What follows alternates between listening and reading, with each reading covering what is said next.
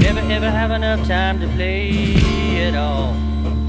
You know everybody wants to walk in someone else's shoes. Everyone's forgot who they are. Such a grind. Otter Creek and Rio Grande here. Welcome back. I'm getting started on the track laying through Hellgate Pass, and I thought I'd go ahead and share some of my track laying strategy, the process that I do. I've got this spline and it sneaky snakes, right?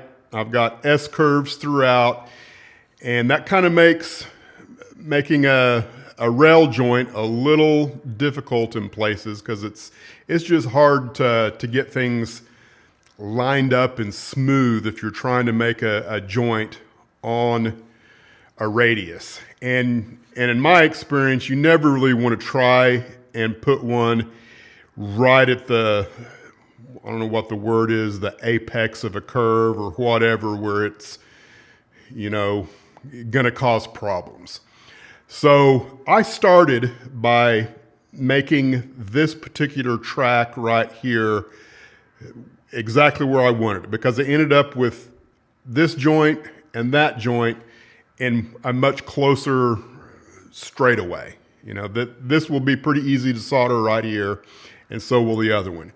So my plan is the next 4 joints, this one, 2, 3, 4, going back into here, and there'll be a short piece back there that won't be an issue at all. But I'm going to solder them all right here and then just kind of push them down. And that's what these clamps are for.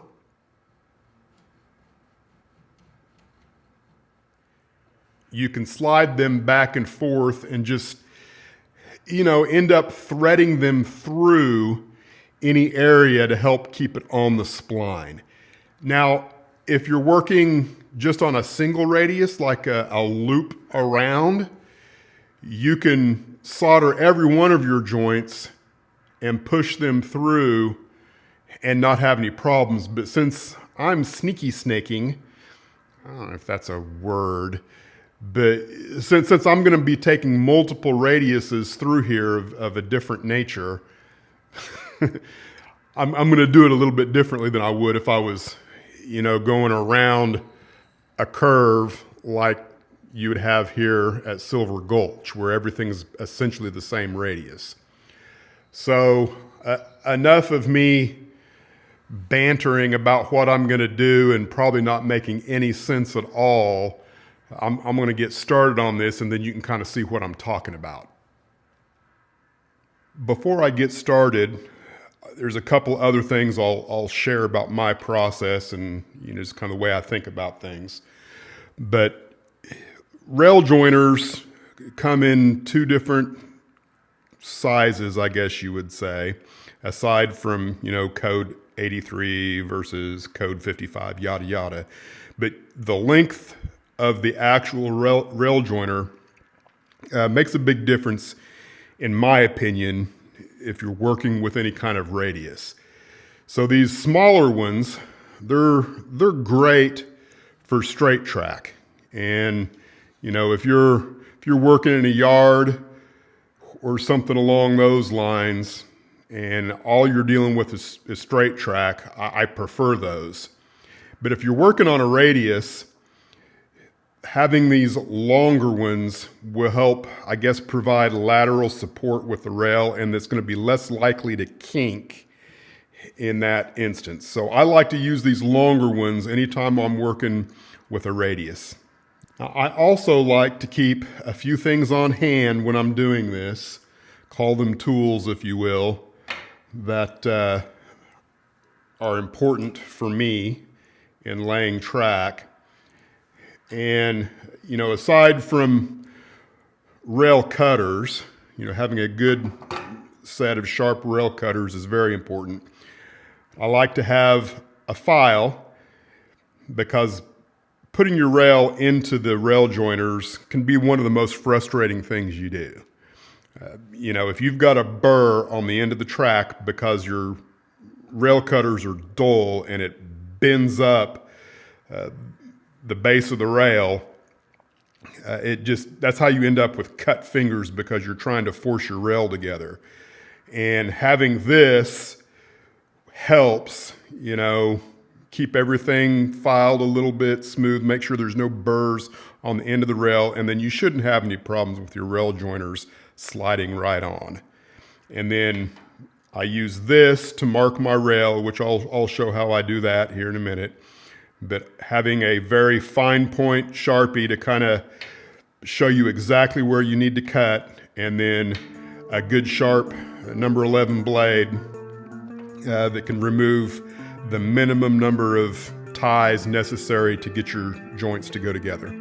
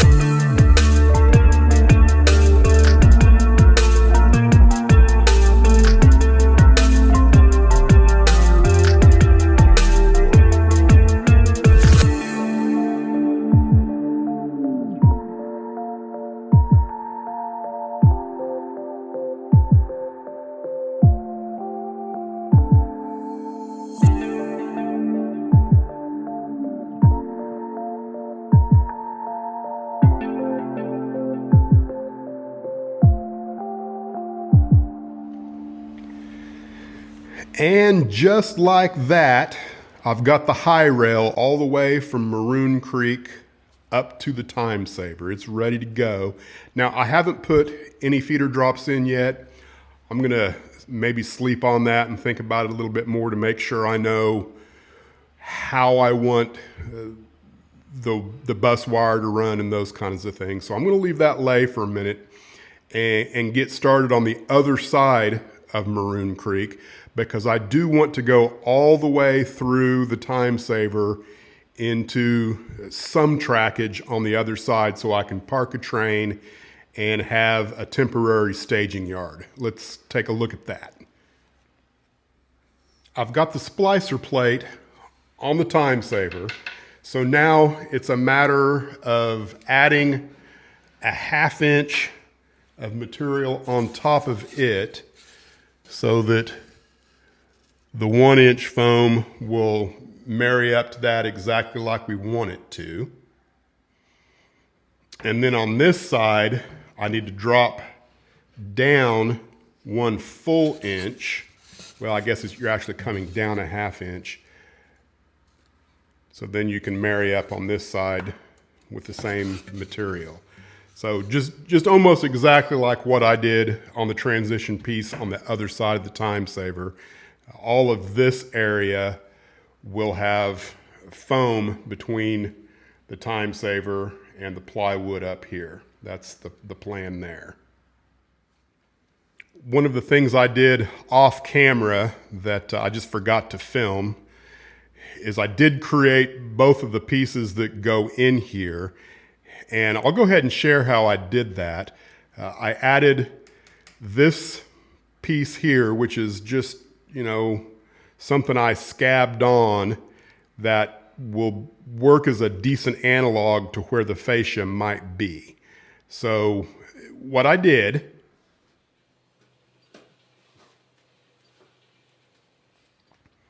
is clamp on a piece of my masonite spline, which then allowed me to kind of position it, whatever radii that I thought I needed in there. And then I came in with a piece of foam and then just put it up underneath and then marked where I could cut. And then I used that piece of foam as a template to cut the plywood.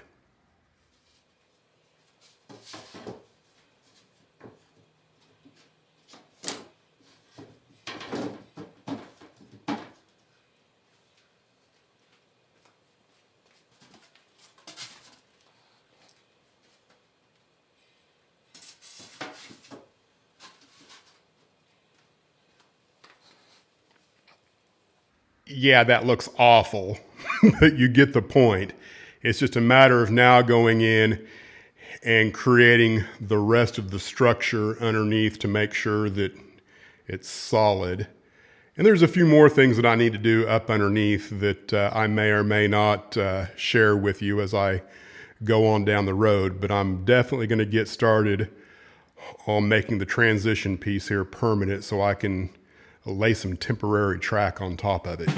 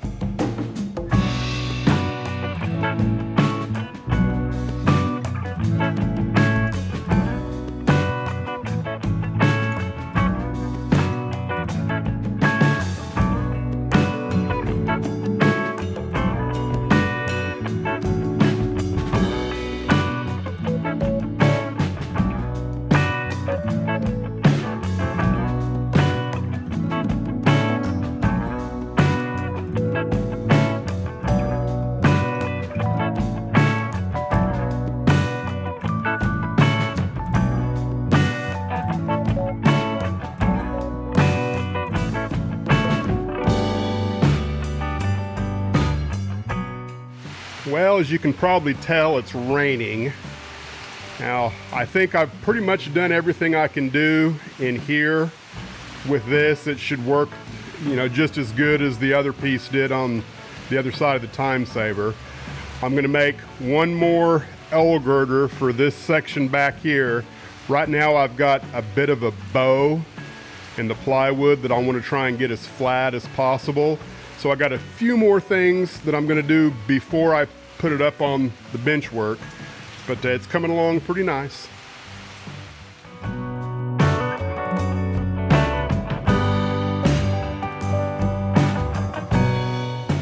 Well, things didn't go quite as smoothly as I'd hoped. You can see right there, I didn't account for the 3/4 of an inch of the L girder that's back on the wall. So I missed by 3/4 of an inch right in there.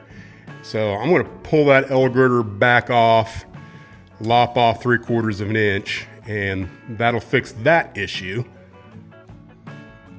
And I've also got this. I'm just gonna take this off and lop it off right there, and then everything should work, hopefully, like I think it's supposed to.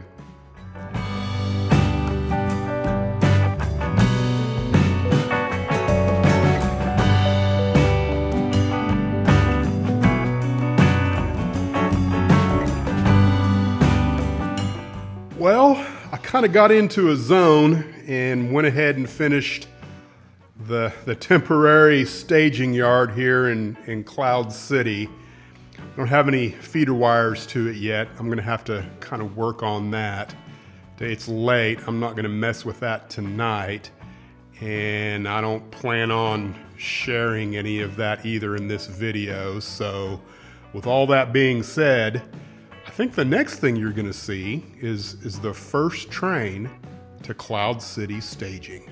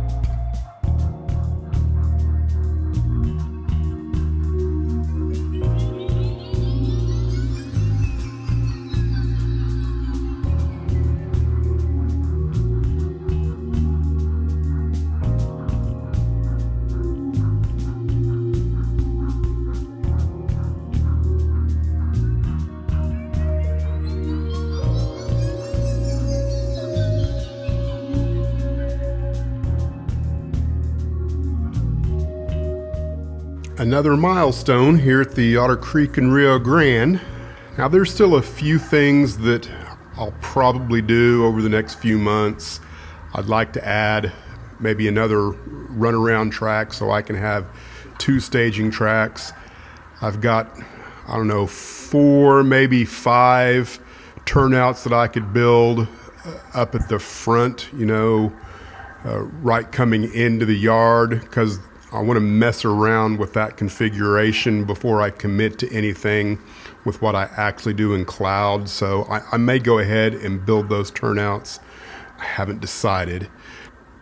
Another thing I should probably mention, while I was filming this weekend, I rolled over 3,000 subscribers. So thank you very much for all of those who tune in and watch on a regular basis, and I'm glad to see the new subscribers. I think what's going to take place moving forward over the next few months, I'm going to start working on some structures. I want to continue working with some mock-ups and some other things because, when you work with track, it's nice to have a 3D model. So I'm not going to do anything really big with Trackwork or certainly benchwork for the rest of this year. I don't think I'm ready to get back into modeling. So if you're a modeler, look forward to seeing what I do over the next several months. Thank you very much for watching Otter Creek in Rio Grande, and we will see you next time.